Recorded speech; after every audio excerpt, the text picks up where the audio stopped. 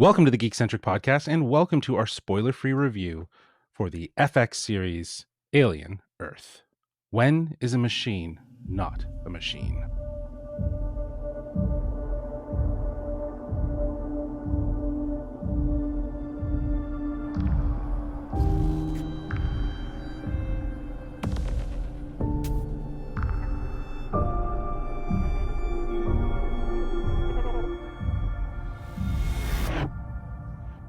Hello, I'm J-Law, but you can call me Justin, and if you're joining us for the first time, well, we are Geekcentric, a podcast covering the world of movies, TV shows, toys, collectibles, gaming, and all things Geekcentric. Joining me for today's Out of This World spoiler-free review, he's a chest-busting badass, because, they bust out of your chest, these alien things. Right. That's the joke. Okay. It's Nate Shelton. You're Hi. busting out of people's chests. I'm a lost boy, Justin. Okay. I don't need to be busting out of anything. Last night I went to a buffet, right? It was really, really good. First time at this beautiful Chinese buffet. And trust me, something else was busting. You know what I mean? Like in Your this belt? show, it was my belt. This show, there's a character. She says she gets a new body. She calls herself a forever girl. I could go for a new body right now, dude. I'll tell you what. I think everyone could after a night at a buffet, you know what I mean? Or even just a night out on the town. Just swap me into a brand new body. I'm good to For go. Sure. Yeah. Get rid of this old one. I don't need it anymore. Yeah, for sure. Just discard it and put it into the void, and there you go. Well, I'm excited for us to talk about Alien. It is back in our lives. In a new way. Last year, obviously, we had Alien Romulus, which was such, again, just a fantastic reintroduction into the franchise. And now we're here with the series. You've shared with me how much of the Alien franchise you've seen. Where is it in your sci-fi appreciation list, if you will, in terms of growing. It's growing because of the glow up that it's had, right? And I think it's a fantastic time to be an Alien and Predator fan, just a fan of this universe in general, this shared universe. Because I think since Prey, we had Predator, Killer of Killers, and then we've got Badlands coming up on the Predator side, and then, like you said, Alien Romulus. I've seen Alien.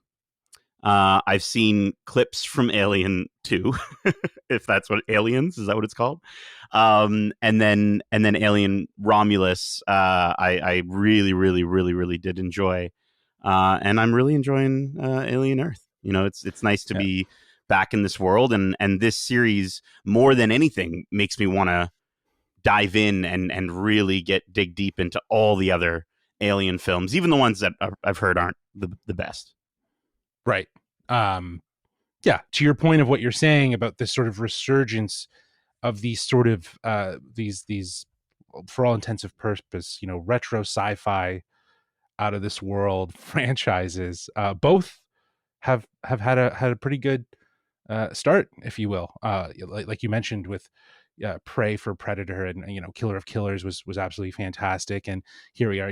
Alien Romulus was another fantastic reintroduction for the Alien franchise, and now this show, Alien Earth, is just continuing that conversation in a lot of ways. And it is, if you are a fan of those worlds, like you were saying, it is such a great time to be a part of those franchises, and to really share in the love of what they do in their storytelling. Because it's kind of freaky how relevant they're making it more and more, especially with this show. Well, and especially with where we are, right? I think AI and all those elements are starting to play a factor into things, and they always sort of have been. And there's George Lucas was at Comic-Con for the first time ever, I think it was this last Comic-Con that he was at, and he said I'm not going to say the exact quote, I'm not going to try to butcher it or anything like that, but he said something to the degree of like, these sci-fi stories, we grow as a humanity and learn from these stories, and then that's how technology progresses. And there's sort of this, he talks about this like sort of uh, cyclical nature to sci-fi storytelling and It's technology poetry. and humanity, and it's It's poetry. poetry. It rhymes, Yeah, and yeah, it's it goiter rhymes. and everything. Yeah. But I, as far as these series are concerned, it's just I just would have never imagined in 2025 that I would be excited about them, because, you know, again, as I said, I watched Alien, and I have to go back and watch the other ones, but I feel like, correct me if I'm wrong, in the general zeitgeist, they fell off, both Predator and No, Alien, but and no, Alien versus it's not Predator was that. kind of like popcorn movie, like, Yeah, it was right? always popcorn movie, right? Like the Yeah. first film for both of those franchises were sort of the gateway into it. But then what ended up happening, and for both Alien and Predator, they just kind of fell into just being what they were. Right. That kind of movie. And here we are reimagining these franchises with new directors and new writers who passionately love the stories that could be told in these worlds, and we're getting some good stuff. So Absolutely. yeah, so with that out of the way, let's get these listeners up to speed on this fantastic show that we're talking about. When the mysterious deep space research vessel USCSS Maginot crash lands on Earth, Wendy, played by Sydney Chandler, and a ragtag group of tactical soldiers make a fateful discovery that puts them face to face with the planet's greatest threat, in FX's alien Earth. In the year 2120, the Earth is governed by 5 corporations: Prodigy, Wayland Yutani, Lynch, Dynamic, and Threshold.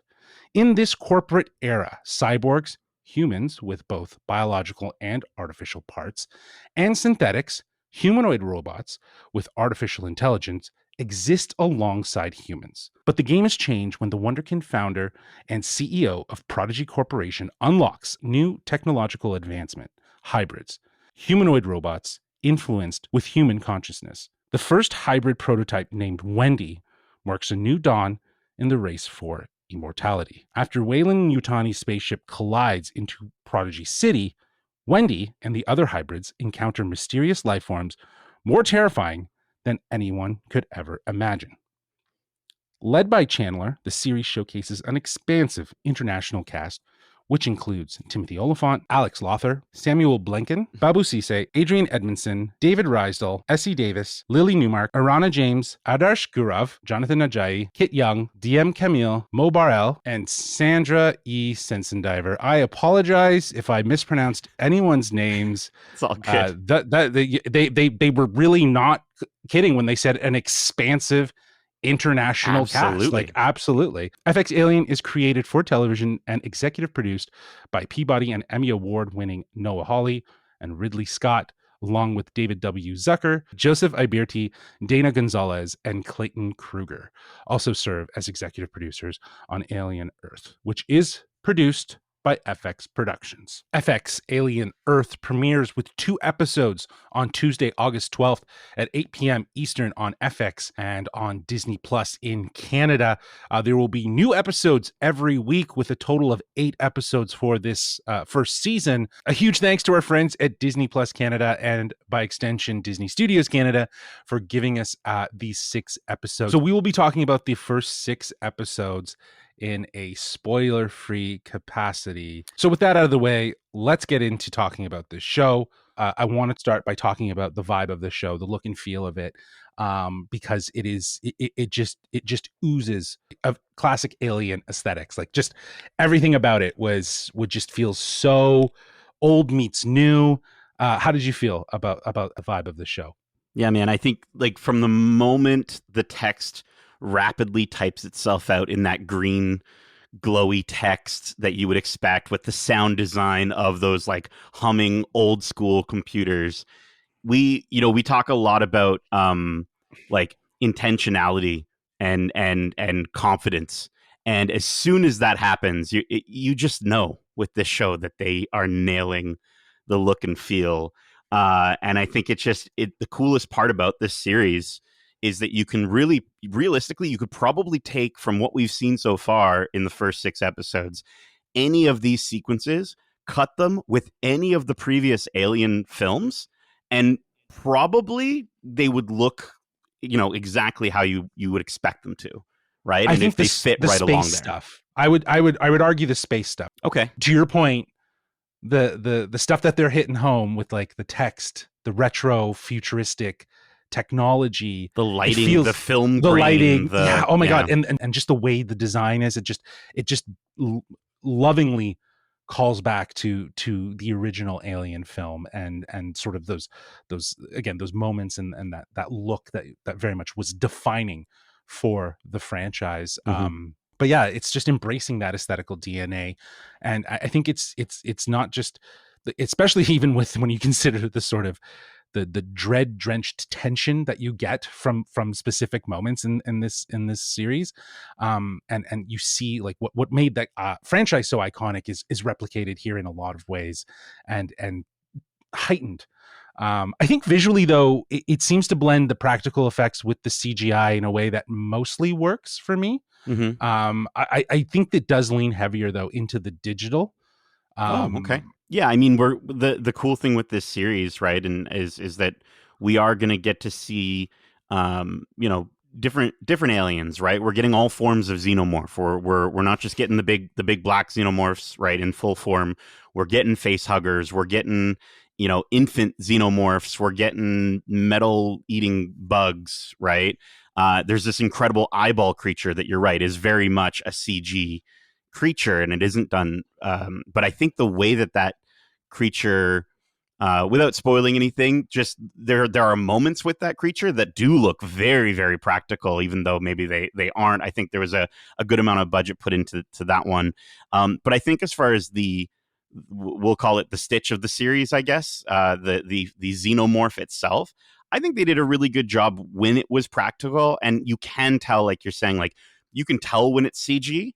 But, and I don't know if this is just how I experienced it, but there are some moments where it looks like a practical, I know it's CG, but it looks like a practical puppet being done with like stop motion animation, or like some sort of something was up with the frame rate, or something, yeah, because, and it adds to that realness, it adds to the creepiness, and I also think it adds to them trying to match the vibe of the older films in the franchise, which I think is mm, really cool, because I just feel like it's again, when they're going for a very specific tone, it's like, given the fact that they're through FX, the budget probably isn't as much as what they had on Romulus. They're working with what they can, and so I think it's for them to kind of have some of those sequences where they can purposely make it look a little rough around the edges. It works. I think that works in their favor, even though it might be kind of a cop out, if that makes sense.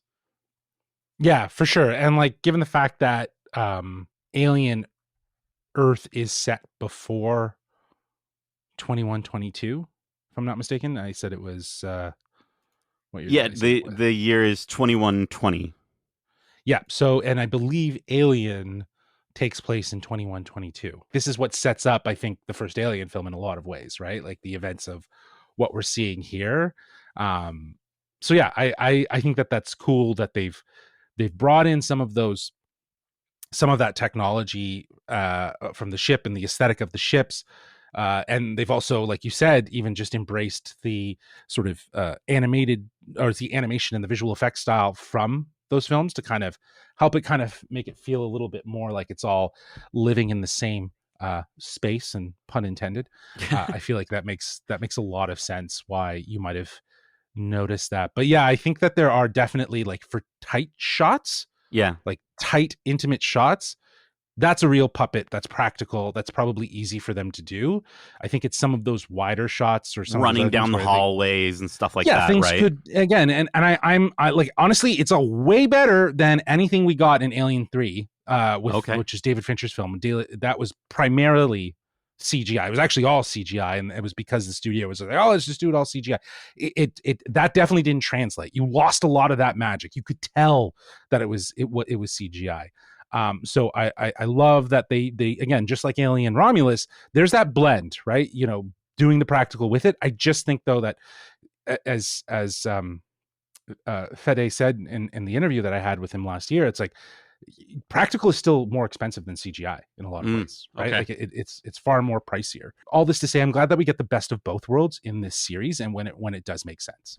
Absolutely. I want to shout out the sound design as well, Oh my God. which is just when So we talk good. about like capturing the tone of those movies, it's like we do, as I mentioned, we spend some time around just different species and different things like that, and they're being studied, and you just hear these like clicks and clacks and insect noises, down the hallway and stuff like that, and it Mm-hmm. just adds to this like otherworldly element to the experience. And it's cool because it's nice because even when the characters are talking on screen and they're having a very in-depth conversation, there's always something going on in the background that just makes you think that at any moment things could go horribly wrong for these Mm-hmm. characters. And it just, as you said, you talked about that like dread, right? It's Oh that yeah. slow build of dread that Mm-hmm. the ambience and the sound design, and shout out to these sound designers, these Foley artists, all these people that are making all these sounds, because it works. And if you watch this show like I did with headphones, it's even better.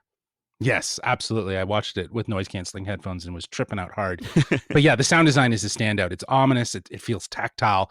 It's deeply unsettling. And the score, it evokes such a lurking terror similar to Jaws, with tones that feel like almost like very, very much like I'm going to say this, it sounds weird, but a spiritual sibling to John Williams' work. Like it feels like Okay, it yeah. lives in that same, again, space, pun intended. Every footstep, every breath just feels like you said, could be a character's last. And it's just that constant looming dread in this show is it's one of the strongest elements. So it's like, we've talked about how the visuals really do align with what you anticipate and expect from the Alien franchise. The sound design is also on par with that, and it really does elevate the entire experience of just that dread, that scare, that fear of, like you said, it could be any character's last moments. You're like, oh, is this it? Yeah, you just hear like a in the background. You're just like, oh, okay, someone's getting murked right now. But no, I think you're right. Like, I think Jeff Russo did the composition, the music for this series, and I love how he doesn't. The music never gets in the way. The music is always there when it needs to be, and then for the most part, most of the scenes. It's two characters talking, and then they let the sound designers do their thing. For And then when sure. the music does come in, is when you need those emotions to be raised up a little bit. You can start to feel that tension. You get the classic, as you said, sort of John Williams, very slow strings, Yeah, right? yeah, Yeah, yeah. sometimes the crazy Yeah. like pickups. Yeah. You get that It's just that weird stuff. droning as well, like when we Yeah. talk about building that fear. And there's a few scenes that I noticed this, and I rewatched the episode 6, and there's just a sequence in it where the music is brought in over a conversation that is very tense, and it's just this soft drum that's banging in the background. It sounds like someone is on the other side of a space door, just hitting the door, being like, let me out, let me out. And it is Mm, so scary, or it's like a faint heartbeat that's speeding up over time, and it's mm, so freaky. And I think my favorite element of the score has to be the intro for this series, which mhm. serves as both an intro and a And previously previous on. So on, I yeah. never skipped it, Mhm. because it sort of has this like creepy. I think it's like a rock anthem that was like slowed down or something like that. There are lyrics near the end of it that I couldn't quite make out, but it's just so cool as it also is like a slow build of tension till it pops, and just you get the title of the show every episode. And it's just such a great, like, really fresh way to do a previously on. Mhm. Absolutely. And like, yeah, that's probably one of the most unique ways to do that, right? And the title card is, in the classic Alien style, where each letter is kind of appearing, and you get this sort of very frantic, shop. It's not like a voice that's narrating what's happened, or you're hearing moments. You're just seeing fragments of moments from previous episodes that help to align with what to anticipate for this episode. It feels like a And I think fever that's dream kind of vibe, exactly right? like Yeah. you're trying to remember, and almost probably in a bit of a charging station, like some of Yeah. our hybrids, where you're just flashes are going through, So cool. which is really, really cool, because that aesthetic doesn't always just find itself in the previously on. It also finds itself Hmm. in the episode in some episodes, in some instances. The other really cool thing about the look and feel is the show's ability to bring in some 90s action elements that feel very reminiscent of how we would see some of the action or military stuff from previous films. It lures, and it vibes in that 90s playground of those types of films. And then also you have like 90s music, at the end of almost every episode. Yeah. We've got Smashing Pumpkins, we had Jane's Addiction, Black Sabbath, Tool was in there, right? Metallica. Godsmack was another one as Mm-hmm. well. So all of this comes together in a really beautiful way that, I'm not saying that it was campy, but there is a bit of 90s camp to some parts of this show that I welcome. I actually like, I think it's almost embracing it in a way where maybe in the films it might make it seem like it's not taking itself as seriously. I think this show is having fun with that. It's bringing those elements in and kind of playing around with them. I think that music, I think it is there, to your point. It's because they know their audience, right? They know their audiences. But I think they also, the music pops right as the final sequence goes to black, right? And so it adds to that, like, sort of like, hell yeah, oh my gosh, what a moment sort of feeling. And then it also gives you that feeling of like, I gotta watch the next episode because I'm ready to rock. And it's, yeah, it makes you want to jump right in the next episode. Well, jumping into the next episode, let's jump into the next part of our review here. Let's talk about some of the performances here. I have 4 different people written down. Like I was mentioning before, there's an expansive international cast. There's a lot of people in the show, but there are 4 standouts in my mind. Before I kind of start with my first one, I'd love to throw it to you, Nate. Yeah, well, I mean, I think we should start with Sydney Chandler, who plays Wendy. I think she does such a good job of like giving that childlike wonder, but then I love how this character sort of gains pretty quickly a very good sense of confidence. She is kind of the leader of the Lost Boys crew of hybrids, and I like that the show does a really good job of sort of commenting on the balance between human, synthetics, and cyborgs. And I think Wendy, as a hybrid, right? She's a child in this like young adult synth body. I think Sydney just does such a good job of showcasing that balance, right? There's this sort of idea of like when to act a little more robotic and when to show emotions. And I think she's tapping into that so well. And I think the same can be said for like all the different Lost Boys, right? They're very much acting like little kids. Like I know Ardash Gore and Jonathan Ajayi, who play Slightly in Smee. I just remember times when I was a little kid on the bus and, a kid would sort of flop their whole body around onto the back of the seat of the bus to say hi to me and talk to me. And then they would jump and flop down and they're like just flop back into their seat. And you see that from these actors in certain sequences where Smee is really excited about something or what have you. And I just think that entire side of the cast, led by Sydney, is doing such a good job to be these little kids in these adult bodies, and it is such a standout for sure.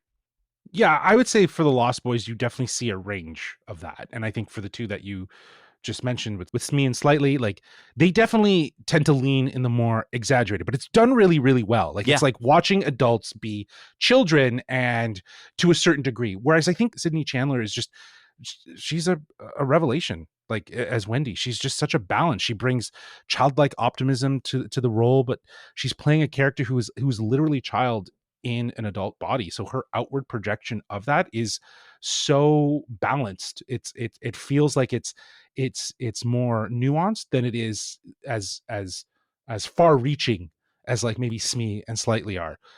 I think it's not just like sort of like that youthful energy though that she brings. It's also like her wide-eyed hope and the sort of gentle curiosity that she has that is just that just helps to kind of really ground Wendy as a child inside of an adult person's body. Like it was just it's really wild to see all of those physical mannerisms really make the performance stand out, and she really does make Wendy feel human and robotic all at the same time. Yeah, I think she's definitely one of the standouts for me in this show. The other is Alex Lawther, who plays Joe. with his quiet intensity, if you will. At times, he's completely out of his depth, but he's grounded by a sense of guilt and a desperate need to make things right. And I think that is, it's restrained, but it's also, there's an emotional performance that Alex is bringing, and that really just grows as the series goes deeper in these 6 episodes. So yeah, I think he's giving a lot of, again, very much like Sydney, nuanced performance that feels very rooted in something that is grounded.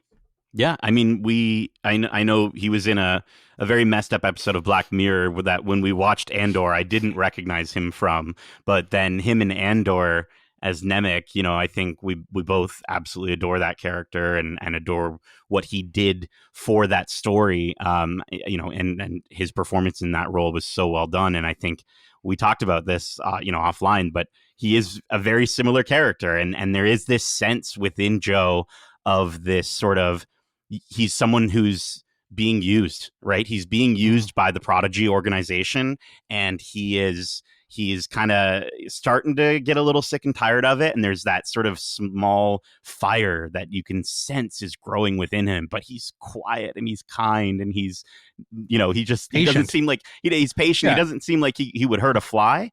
So I'm excited to maybe at some point see that start to build even further, because he's on a trajectory in this show that I think is going to be really cool to see sort of how he gets through it and how he navigates his relationship with some of these other characters.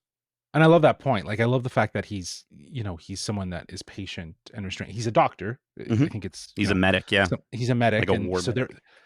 yeah. And that there is a tendency to have to be patient and have to understand the situation and evaluate. And I think that's exactly what he does in all of the situations as Joe. And then to your point, to see maybe that break, to see that snap when it needs to, it will happen. But I think out of all the characters that we've been introduced to through this show, he's the most relatable. Mm-hmm. Joe is the most relatable. He's the vessel. So yeah, he is the vessel. He is the vessel to which we've traveled. We're moving our consciousness into him. Yes, Whoa. Exactly. Vessels, right? Let me tell you. That's Speaking of vessels, I have 2 vessels that I think are absolutely outstanding, and these are the last 2 on my performance list. The first one is Timothy Olyphant. Mm-hmm. I think he is just ice cold perfection. His character is always 2 steps ahead of everyone, and you never quite know if what side he's on. It's unlike anything we've seen from him before. It's stoic, it's strategic, and it's quietly terrifying. And I think he is absolutely killing it in this show. Yeah, actually, and it's funny because he's a synth, and he's cold and emotionless, like you said. His performance reminds me a lot of another sci-fi synth in a series that you absolutely should be watching, which is Foundation. It reminds me of Laura Byrne's portrayal of Demerzel, and there's so many moments with Timothy Olyphant, which, by the way, Timothy Olyphant looking fantastic in this show, and he's got white hair, and he looks so badass. He looks so badass. He looks so different, but it's crazy to sort of see him where it's like, you can tell when he's reserving power, and he just goes into this like low power mode, and his eyes are just sort of blankly staring. But then when he needs to do his job, he's incredibly calm. He's quiet. But then there's moments where, even though he is kind of this emotionless being at times, you can see, and Timothy does such a good job with his eyebrows, where his eyebrows will just go a certain way, or his eyes will squint just ever so slightly to let you know there's more going on in that mind of his than he's outwardly projecting. For sure. He's processing things. His character almost reminds me of Michael Fassbender's from Prometheus and Alien Covenant, which I believe his name was David. Mm-hmm. There was a little more intention, and I think we kind of come to see that there was sort of bad intentions to David. But I feel like that sort of cold exterior that again, he is a synth, like you said, it's to kind of be expected. But I think Timothy Olyphant is killing it as this character, and I'm excited to see more of him. I guess the parallel to him is Babou Ceesay's performance as Morrow. I think Babou is phenomenal. Yeah. Like Olyphant, he is playing not a synthetic, sorry. He's a He's hybrid? a No. cyborg. Yeah, okay. He's playing a cyborg, which is like human and machine mixed together. And I think his performance it walks on an edge between warmth and menacing. Yeah. You know Yeah, what I I mean? want Like to it's love him and I care about yeah, him, but at the same exactly. time I hate him and I don't Yeah, want him to keep going. exactly. One minute I feel like I could trust him, and then the next it's just like I'm not sure anymore. And Yeah. I think the emotional range and the depth that they give his character adds so much to the appreciation of his character as Morrow that I think Babou Ceesay is just killing it in this show. I was blown away by him Yeah. in these 6 episodes. Yeah, I don't think I've seen him in anything else. I'm not sure, but I know that in this, as you said, like as a cyborg, it's funny. We think of cyborgs, we think of the '90s, we think of like action movie cyborgs. You never take into account how that might be something that is actually worse for someone to have part machine, part human body. Mm-hmm. And I think this show does, as I said like earlier, it does such a good job of exploring all the different facets of it. So you've got Kirsch, Absolutely. who can do cold, terrible, horrible things, and he can just delete that memory. He doesn't have to worry about it, right? But you've got Morrow, who he has to feel that. He has a human brain and he has to remember it. And that pain lives with him. And Babou does such a good job of showing that through his performance in some of the quieter moments in the show. And it's so good. So good. Can I quickly just mention Samuel Blanken as Boy Cavalier? Because I will say Boy Cavalier, Sam, he was one of the performances when you talk about like a little distractingly over the top, where at first I really wasn't buying it. I was like, oh, okay, this might be the one person who I'm not feeling. We get to a moment, and I'm not going to spoil anything again. We are spoiler free, but we get to a moment in episode 6 where he eats the scene. Let's just say that he eats the entire scene with a spoon.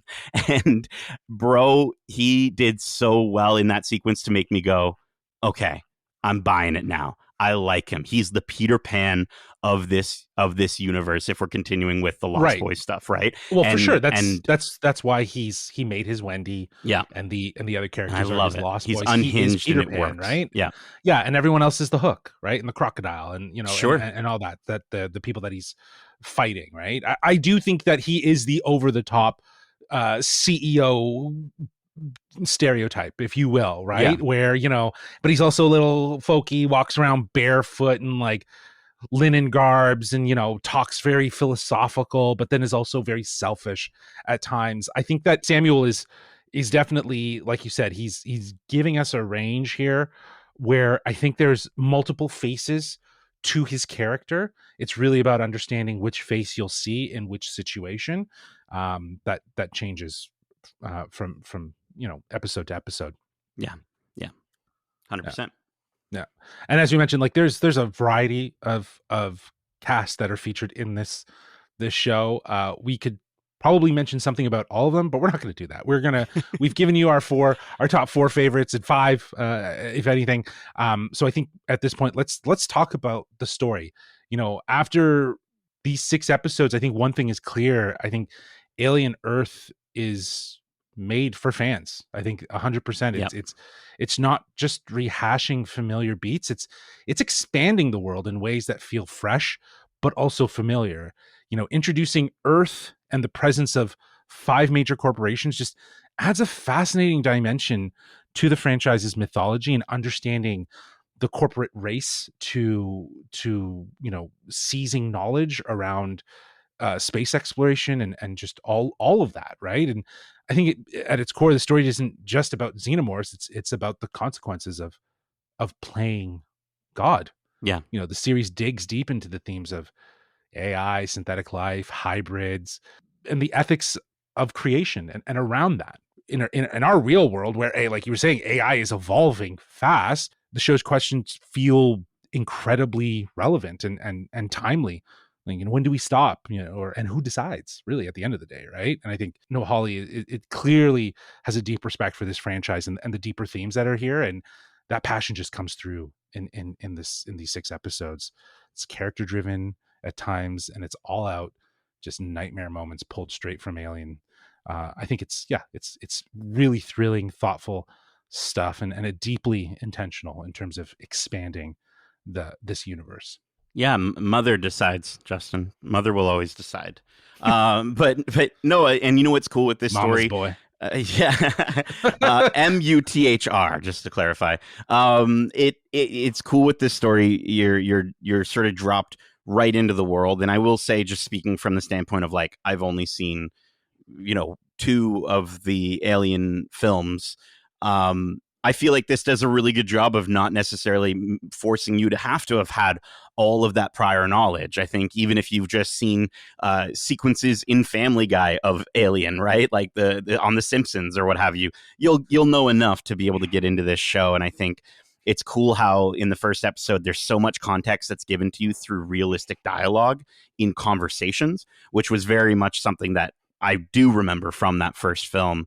But then there's twists and moments that kept me guessing along the way, and I think it's cool because at first I wasn't sure. I'm like, where are they putting the focus of this series? And then about an episode or two in, like halfway through episode 2, you're very clearly given your focus. But it's cool because it does it in a way that allows them to, like you said, expand the world of Alien and expand upon these 5 corporations. And I think it's, I think it's a great ride every episode. And I love how the tone of the story jumps from pure sci-fi to mystery to, like you said, like bringing up questions around morality and the future and living forever, and what does that cost and what does that mean, and then it goes into those straight up horror moments that are terrifying. And again, it's the way they use a mixture of practical with the music, the sound design, like we're talking about.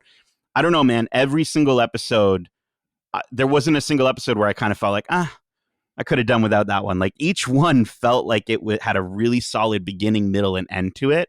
And I really appreciated that because it didn't feel like it's, I think a lot of times when we look at stuff like this, and I think Marvel kind of gets this a little bit at times, and Star Wars, where it's like it's a movie that's sort of split up into chunks or what have you.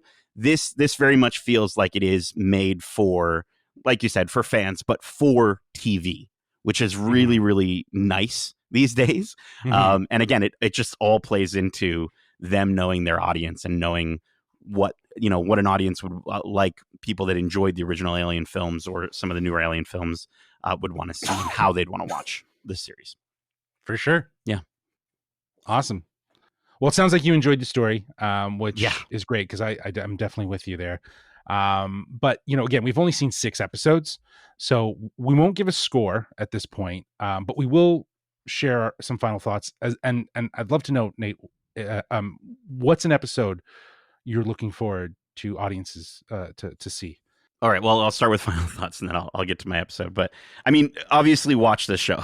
Like that's where we're at as far as our recommendations for it. But I love that we're getting this series that it's focusing on the dream of living forever, the balance between machine, man, and the pros and cons on sort of how both sides see the importance of life, which is so cool. Like it's like we get to sort of get an understanding from a human perspective how it might be better if we were robots, which is crazy. But then we see obviously some of the issues with that. Again, each episode has such a wonderful slow build. The music's so good, as we mentioned. The sound design is incredible, and I love that it's not a strict horror. It's not a strict sci-fi. Like the movies, it blends those things so perfectly together. And I love that we're just getting the story of these characters that are sort of coming together through very strange circumstances and having to deal with just some horrifying things happening to them. And you just tie that in with all those incredible chase moments and blood curdling moments. It is a great time. I cannot wait to see how it wraps up. I think if I'm to recommend the episode that I can't wait for people to see, it is episode 5. I think it's one that is really cool. It's going to kind of, you're going to get into this show. There's going to be something that happens is all I'm going to say. And you're going to go, wait, what about all that? Don't worry. Stick with it. because episode 5 is going to fill in some of those gaps for you. And I really loved how it starts off very quiet, and it kind of feels like its own contained film within these 6 episodes, which is so cool. So I'm going to say episode 5 is the one I can't wait to see what people think. Yeah, I'm with you. Episode 5 is the one that I can't wait for. It's the alien episode of the show. Perfect. That's all I'm going to say. That's a great way to say it. Love it. Yeah, it's exactly what it is. Yeah. But, Alien Earth feels like a smart and worthy evolution of the franchise. It honors the legacy of Alien while boldly expanding the universe, bringing Earth into the equation, exploring 5 powerful corporations, and diving into timely themes like AI, synthetics, and scientific overreach, really, at the end of the day. But yeah, this isn't just about xenomorphs. It's about what happens when humans play God. It asks the big questions without losing the horror and tension fans expect. And I think Noah Hawley loves this franchise, and it's clear in every part of this show, balancing character-driven moments with truly wild, horrific sci-fi chaos. So I think if you're an Alien fan, you are going to love this show. There is a lot here for you to chew on. And if you're not, this might be the most grounded and relevant the franchise has felt in years, and it might be a great entry point for you to start enjoying some alien sci-fi. So yeah, I think that this is great. I'm very excited for people to start watching the show when it hits Disney Plus here in Canada next week. And yeah, like I was saying before, episode 5, that's the episode that I think fans are really, really going to love. It is, as you described, Nate, it's this self-contained episode that feels the most like an Alien movie. So I'll just leave it at that. But I just think that it's all extremely relevant. And I think it's just a perfect time for this show to come out and for people to see it. And that's it. This is it. That is our spoiler-free review for Alien Earth. As I mentioned before, FX Alien Earth premieres with 2 episodes on Tuesday, August 12th at 8 p.m. Eastern Time on FX and on Disney Plus in Canada. Again, a huge thanks to our friends at Disney Plus Canada and by extension, Disney Studios Canada for giving us the first 6 episodes so we can give you our thoughts spoiler-free ahead of the show's release. But they also did us a huge solid and set us up with some interviews. Now, at the point of recording this, there's been a bit of a delay in getting that footage, but I did have the opportunity to sit down with Sydney Chandler and Alex Lawther from this show, and I am very excited for us to share that. So be sure to subscribe to us wherever you listen to podcasts, and also make sure that you're subscribed to our YouTube channel at youtube.com/geekcentric. We hope you enjoyed this review, and if you did, feel free to write into us at wearegeekcentric@gmail.com. That's wearegeekcentric@gmail.com. Or if you want to reach out to us on social, you can hit us up on Instagram and TikTok at wearegeekcentric, or you can hit us up on Twitter at geekcentricyt. Keep in mind, we have a ton of other fantastic episodes for you to enjoy in this hot geek summer. So hot. It's so sweaty. You're sweaty. I see you're so sweaty. Sweating. We have spoiler-free reviews for Marvel Animation's Eyes of Wakanda, Marvel Studios' The Fantastic Four, and we also have some spoiler-filled discussions for The Fantastic Four, as well as for Superman and for Jurassic World, some of the summer blockbusters. So those are available now on podcast feeds for you to enjoy. So much more to come for the Edna Mode's here. Summer. Whoa. Edna Mode, yeah. Hello, darling. Because, things are getting freaky. Yeah. So we got some Freaky Friday stuff coming. We got our spoiler-free review coming, I believe, at the same day as this episode is live. So you might have a double bill here. You might be able to, fly to space, learn about some aliens, come back to Earth, get some freakiness going on. Freakier. I know, right? Yeah. This is the world we live in. before xenomorphs come over and bust out of our chests. There we go. We are still amidst the hot geek summer, which means that there's more coverage to be bringing you. We are happy to say that we are going to be covering Fan Expo Canada yet again this year here in Toronto. So be sure to subscribe to us on our socials so you see what we get up to. But it sounds like it's going to be a really interesting convention this year. But I am so thrilled to announce that as August ends and we get into September, Geekcentric has been officially accredited as press for the Toronto International Film Festival, TIFF. It is the 50th anniversary of the festival, and we are so excited to be a part of the community covering the festival and sharing our own geeky thoughts about it. Once we know what we're going to do, you will know. So be sure to subscribe to us wherever you listen to podcasts. And we're stoked. We are so excited to be taking part in this year's festival. It feels like the 50th anniversary is the perfect starting point for Geekcentric to jump in, and we'll see how it goes. So all this to say, stay tuned, subscribe to us on podcast feeds, and that's it, dude. I think we're done. I think we did it all. It's good. Come over here. I'll hug your face. Whoa, that is an image that I do not think our listeners want to be left with.